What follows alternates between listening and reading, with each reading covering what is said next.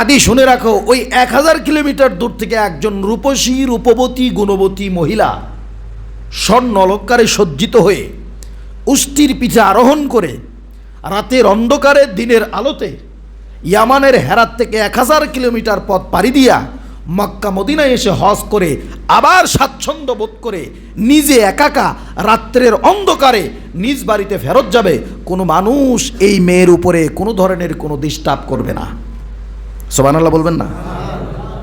আদি ভালো করে শোনো, এখন তোমার সামনে দুইজন সাহাবী এসে দুই ধরনের অভিযোগ দিয়েছে। একজন বলেছে মানুষ তাদের খাবারের অভাবে ধর্মান্তরিত হয়ে মোরতাদ হয়ে যাচ্ছে। আমি বলে গেলাম, যেই খাবারের অভাবে, যেই অর্থ সম্পদের অভাবে মানুষগুলো মোরতাদ হয়ে যাচ্ছে, খুব অচিরেই মানুষের সামনে এই অর্থ সম্পদগুলো এমনভাবে থাকবে যে মানুষের প্রয়োজন থাকলেও অর্থ সম্পদ ছুঁয়েও দেখবে না। এখন তো তারা ধর্মান্তরিত হচ্ছে টাকার জন্যই, কিন্তু এই টাকাকে তারা কিছুই মনে করবে না। আরেকজন অভিযোগ করে গেল, আদি তাদের এলাকায় জননিরাপত্তায় মানুষ ভুগতেছে। আমি বলে গেলাম, ওই ইয়ামানের হেরাত 1000 কিলোমিটার দূর থেকে একজন মানুষ, রূপসী গুণবতী একটা মেয়ে স্বর্ণ অলঙ্কারে সজ্জিত হয়ে মক্কা মদিনার সফর করে যাবে, হজের মতো কাজ করে যাবে। দেখবা ওই মেয়েকে ডিস্টার্ব করবে, সেই মেয়ের রূপ এবং গুণকে ভোগ করবে, তার স্বর্ণ অলঙ্কার চুরি করবে, এরকম কোনো মানুষ থাকবে না। এই যে দুইজন মানুষ যে দুইটা কথা বলে গেল, সেই দুইটা কথার উত্তর হজরত আদির কাছে বিশ্বনবী দিয়ে গেল। এবার কিছুদিন পরে হজরত আদি রাদিয়াল্লাহু তাআলা আনহু, তখনকার সময়ের খলিফা ছিল হজরত ওমর। হজরত ওমরের খেলাফতের জামানার ভিতরে একদিন হজরত ওমর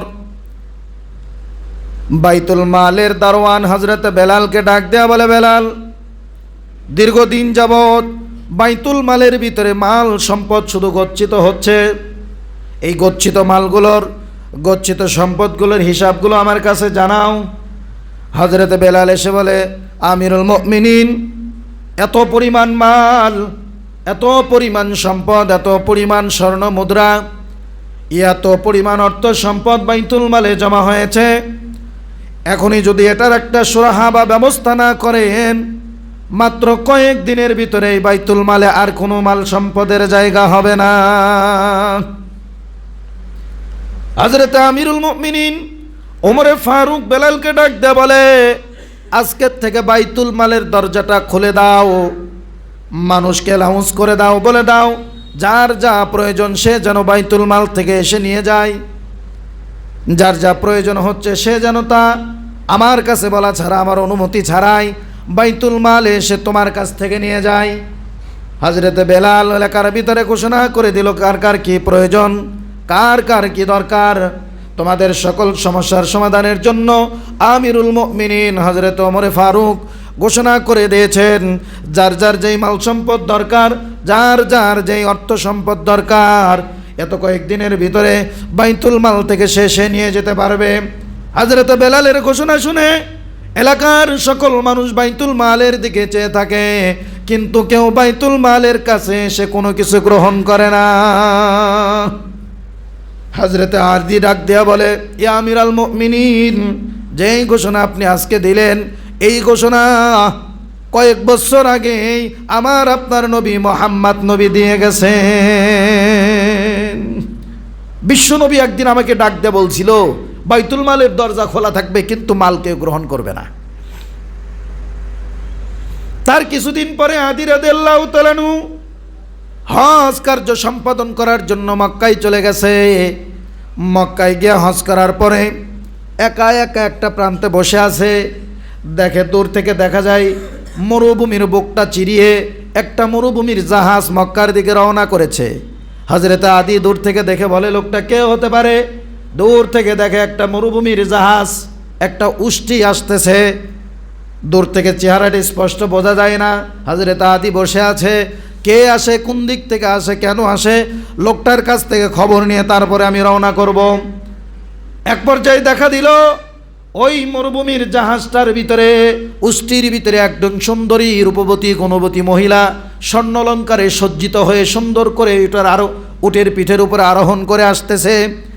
কাছে গিয়ে ডাকতে বলে, মা আপনি কোত্থেকে আসতেছেন? বলে, আমি ইয়ামানের হেরাত থেকে আসতেছি। কত কিলোমিটার দূর হতে পারে?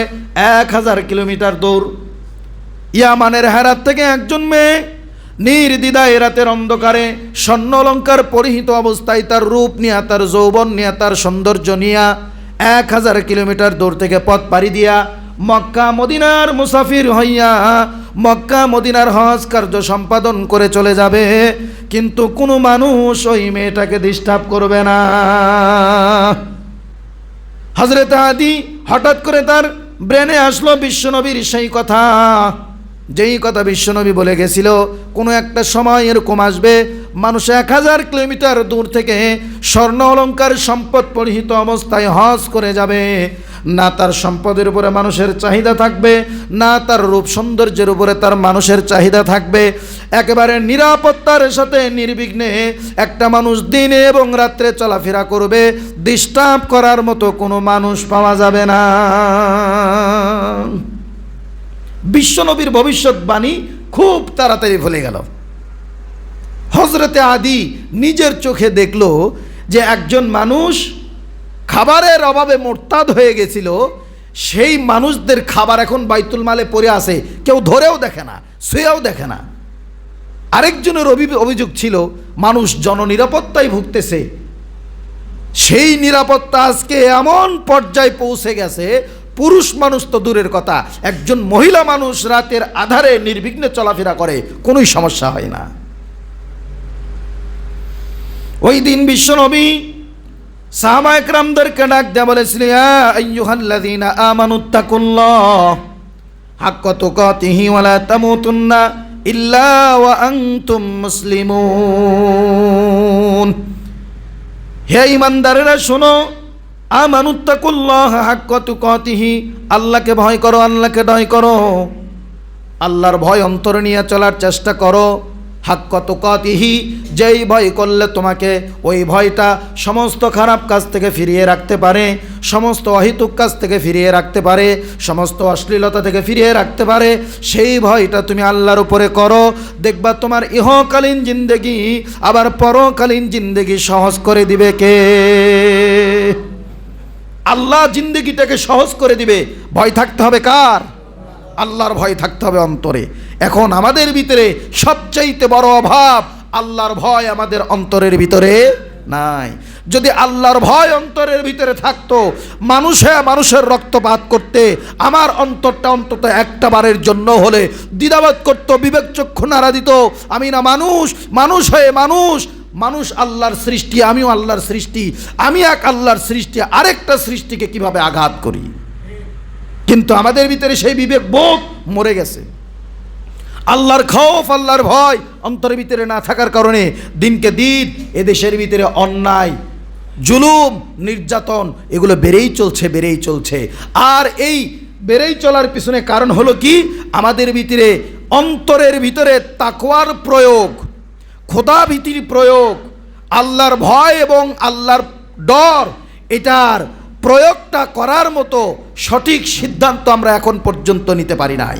কারণ হলো কি? আমাদের দেশের ভিতরে যে প্রতিহিংসার রাজনীতি চলে, এই প্রতিহিংসার রাজনীতি চলমান থাকলে ওই ভয় আর ডর এটা আমাদের ভিতরে যে প্রয়োগ করবে, সেই সৎ এবং নীতিবান মানুষ আমরা কখনোই খুঁজে পাবো না। কারণ খারাপ মানুষের ভিড়ে ভালো মানুষগুলো হারিয়ে যাবে। তাই হচ্ছে, খারাপ মানুষগুলোর ভিড়ে ভালো মানুষগুলো আজকে হারিয়ে যাচ্ছে। হাদির কণ্ঠ ছিল একজন সাহসী কণ্ঠ, হাদির কণ্ঠ ছিল উচ্চমানের কণ্ঠ, তার মন মানসিকতা ছিল উচ্চমানের, উচ্চ আঙ্গিকের, তার চিন্তা চেতনা ছিল ইসলামী ভাবধারার।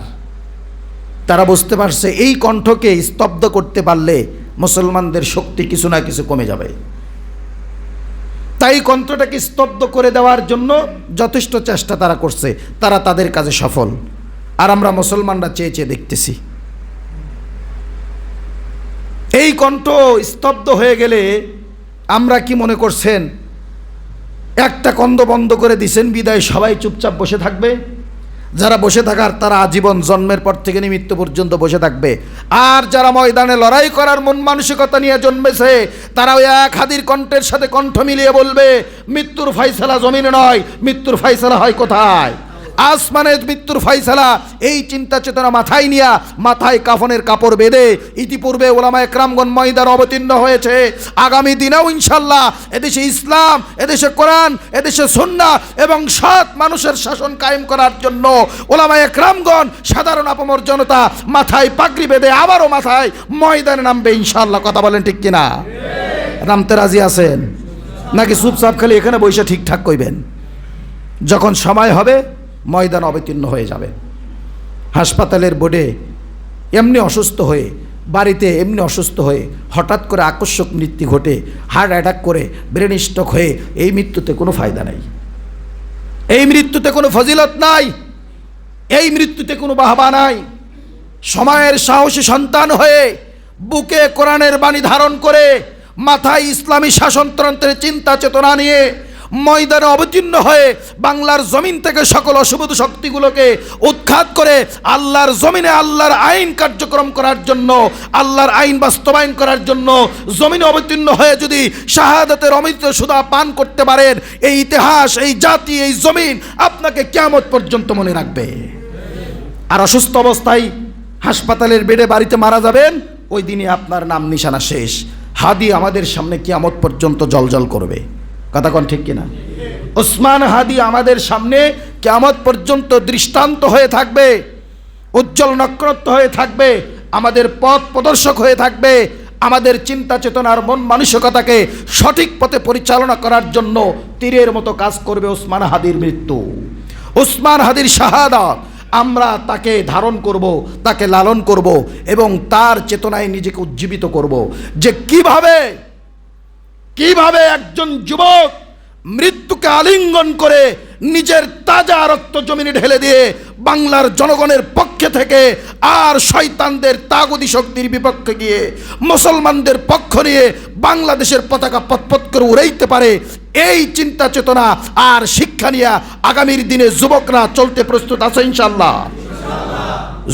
এই হাদি, ওসমান হাদি আমাদের জন্য শিক্ষা, আমাদের জন্য চেতনা, আমাদের জন্য শক্তি। রাজি আছি ইনশাআল্লাহ? হাদি মরে গেছে তাই কি? ওই যে অন্যান্য দলের নেতা কর্মীরা স্লোগান দেয়, এক মুজিব লোকান্তরে লক্ষ মুজিব ঘরে ঘরে, এক জিয়া লোকান্তরে লক্ষ জিয়া ঘরে ঘরে। তো এক হাদি লোকান্তরে লক্ষ হাদি ঘরে ঘরে। আপনাদের প্রত্যেকজনকে নিজের জান মাল ইজ্জত আবরু হেফাজত করার জন্য হাদিতে পরিণত হতে হবে। পারবো তো ইনশাল্লাহ? আল্লাহ পাক আমার ভাইকে এই কবরটাকে জান্নাতের বাগান বানাক, জান্নাতের আলা মাকাম দান করুক, জান্নাতুল ফিরদাউস দান করুক। সকলে বলে আমিন। ওয়া আখিরি দাওয়ানা আনিল হামদুলিল্লাহি রাব্বিল আলামিন ওয়া মা আলাইনা ইল্লাল বালাগ।